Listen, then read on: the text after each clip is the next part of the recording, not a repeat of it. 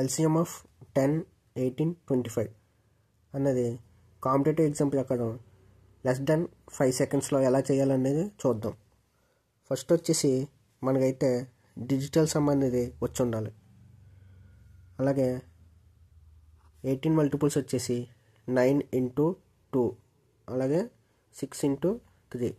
కానీ ఎప్పుడు మల్టిపుల్స్ అంటే మనం కోప్రైమ్ ఫ్యాక్టర్స్లోనే రాసుకోవాలి. కోప్రైమ్ ఫ్యాక్టర్స్ అంటే హైయెస్ట్ కామన్ ఫ్యాక్టర్ వచ్చేసి 1 అయి ఉండాలి. 9, 2 హైయెస్ట్ కామన్ ఫ్యాక్టర్ 1. అలాగే 6కి 3కి హైయెస్ట్ కామన్ ఫ్యాక్టర్ వచ్చేసి 3 అవుతుంది. అంటే ఇది తీసుకోకూడదు. అది తీసుకుని చేస్తే మనకు ఆన్సర్ అనేది తప్పు వస్తుంది. ఇప్పుడు 18 మల్టిపుల్స్ వచ్చేసి 9 into 2 కోప్రైమ్ ఫ్యాక్టర్స్లో. ఇప్పుడు ఆప్షన్స్ అనేది వెరిఫికేషన్ చేద్దాం. 9 మల్టిపుల్ అయితే తీసుకుంటున్నా. అంటే 9 మల్టిపుల్స్ అంటే సమ్ ఆఫ్ డిజిట్స్ అనేది 9 మల్టిపుల్స్ అవ్వాలి. అప్పుడు ఆ ఆప్షన్ రైట్ అవుతుంది. ఇప్పుడు చూద్దాం.